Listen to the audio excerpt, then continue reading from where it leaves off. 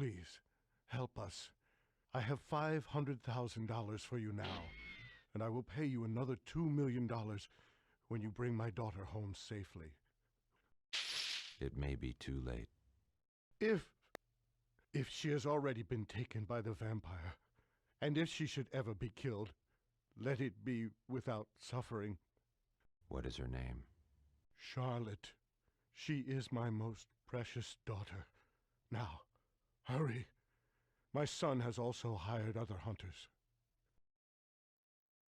Olá, meu nome é Afonso e depois de muito tempo sem lançar conteúdo para o canal por causa de vários motivos pessoais aliados à pandemia, venho falar de um jogo chamado Vampire Hunter D. Minha história com esse jogo é curiosa, pois na época que eu conheci, o filme Van Helsing, estrelado por Hugh Jackman, havia sido lançado.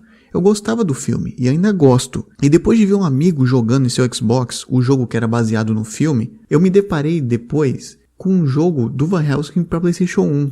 E uma banquinha que eu costumava frequentar. Claro que eu sabia que não seria o mesmo jogo, afinal a diferença de consoles era gritante e eu não era tão tapado, mas fiquei ansioso para ver como seria o jogo.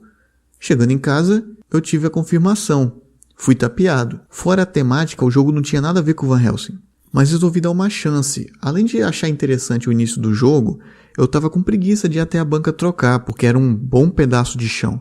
Por fim, joguei por horas até zerar o jogo. E enquanto eu jogava, tinha uma sensação que misturava Castlevania, Symphony of the Night, com Resident Evil. Eu sei que alguns podem estar me xingando nesse momento. Você tá maluco? Comparando esse jogo com Resident Evil e Castlevania? Claro que eu não tô fazendo isso. Afinal, a pandemia não me afetou até esse ponto, pelo menos. Mas foi a sensação que eu tive na época, e sendo bem sincero, eu ainda tenho essa sensação quando jogo. Depois de zerar o jogo, eu pesquisei mais sobre o personagem e encontrei mais material sobre ele, e consumi tudo que eu consegui. Eu fui tapeado, mas acabei conhecendo um mundo muito interessante. Vampire Hunter D foi criado por Hideyuki Kikuchi e ilustrado por Yoshitaka Amano. Yoshitaka Amano talvez seja mais conhecido por seu trabalho na série Final Fantasy. Ele também trabalhou na série Gashaman e no jogo Front Mission Gun Hazard, que tem vídeo até no canal sobre esse jogo. Voltando a falar da obra sobre o vampiro, ou melhor, Dampiro, ela possui uma série de romances com mais de 40 volumes, fora contos, também há mangás, e depois ganhou adaptações para os quadrinhos ocidentais, e até um audiodrama essa obra tem. Além disso tudo, há 2 filmes. Um que foi lançado em 1985, que tem dublagem em português, e que conta com dubladores Nelson Machado e Mário Vilela, respectivamente Kiko e seu Barriga, do seriado Chaves. Há um outro filme que foi lançado em 2000, produzido pelo estúdio de animação Madhouse, responsável por várias animações japonesas de qualidade, dentre elas One Punch Man, Death Note e Hunter x Hunter de 2011. E é nesse filme de 2000, Vampire Hunter D Bloodlust, que o jogo é baseado. Antes de continuar, só um aviso, eu vou passar a chamar o personagem de D, só por uma simples familiaridade com o idioma mesmo, português. Pra não precisar ficar chamando de D, entendeu? Quando for falar o nome, eu falo o nome em inglês mesmo, mas quando me referir ao personagem, eu vou falar D. E como eu já disse, o D, ele é um Dampiro, que é filho de um vampiro com uma humana. A história se passa em um universo Dark Fantasy e um futuro pós-nuclear. A tecnologia avançada e o D tem até um cavalo, que eu diria que é um cavalo ciborgue, talvez. Uma mistura de ser vivo com um robô. O D possui na sua mão esquerda um simbionte sensitivo, que além de ser um alívio cômico, ele dá dicas, faz comentários sarcásticos e é praticamente o único companheiro que ele tem. O jogo saiu para PlayStation 1 em 1999 e foi desenvolvido pelo estúdio Victor Interactive Software. Estúdio esse que faliu em 2003. E se não me engano, a franquia mais famosa com que trabalhou foi Tomb Raider, onde foi responsável pela localização dos 2 primeiros jogos.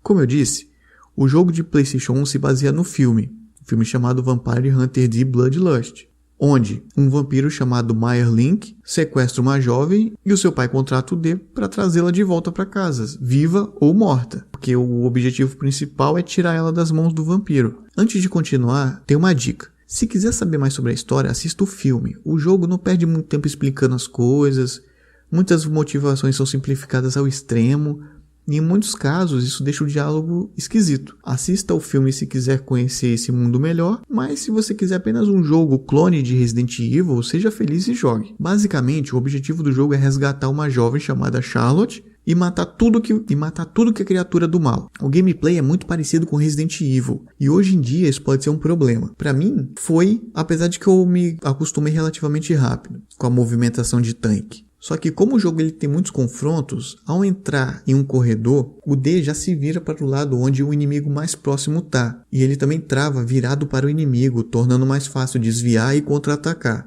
E isso acaba equilibrando um pouco as coisas.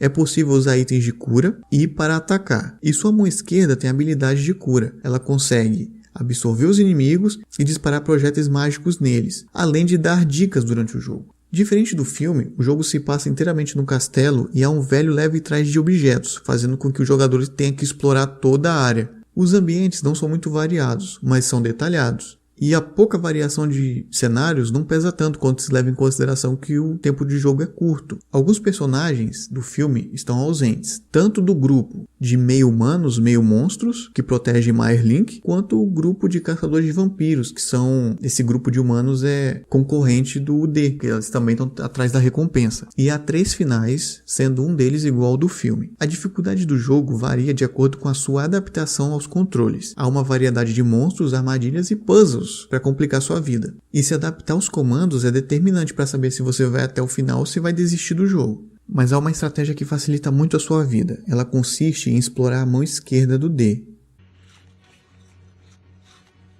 Calma, eu posso explicar. Como eu falei, ela tem 3 habilidades: absorver os inimigos, curar e atacar com magia. Uma vez que se adaptou aos comandos, ataque 2 vezes o monstro e use a mão esquerda para absorver ele. Isso dá energia para você usar com as demais habilidades, além de acabar logo com o combate. Então, enquanto você perambula pelo castelo, absorva os inimigos e use a magia que isso fornece para se curar quando precisar, poupando os itens de cura, pois essa habilidade cura até mesmo veneno. Os inimigos dão respawn toda vez que você sair e voltar de uma sala ou corredor, fazendo com que você tenha praticamente cura infinita. Sério, isso facilita demais o jogo. Honestamente, fora os gráficos ultrapassados e a movimentação, os controles em geral são mal distribuídos. É fácil se atrapalhar na hora de você escolher sua mão ou item, porque tanto para usar sua mão com as habilidades dela, tanto para usar os itens, você tem que acessar o menu e daí selecionar o que você quer usar, se você quer usar os itens ou a sua mão.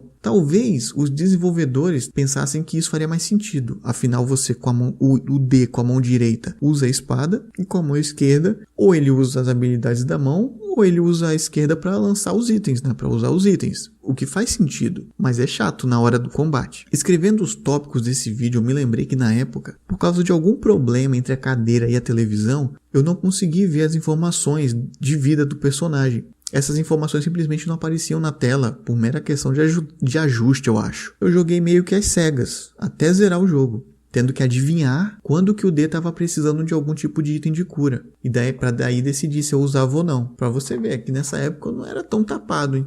Enfim, nem que seja pelo menos por uma curiosidade, eu recomendo que vocês joguem. Eu não consigo falar que o jogo hoje em dia é bom, mas eu gosto e acho que os elementos emprestados da série de zumbis da Capcom contribuíram para a atmosfera do jogo. Tem até uma cena de loading, quando abrimos a porta, para ir de uma área para outra, de um cenário para o outro, que é inspirada, digamos assim, é claramente inspirado na série de Resident Evil. Só que, diferentemente da animação da porta abrindo, que contribui para o suspense, aqui nesse jogo isso não é tão inspirado, digamos assim.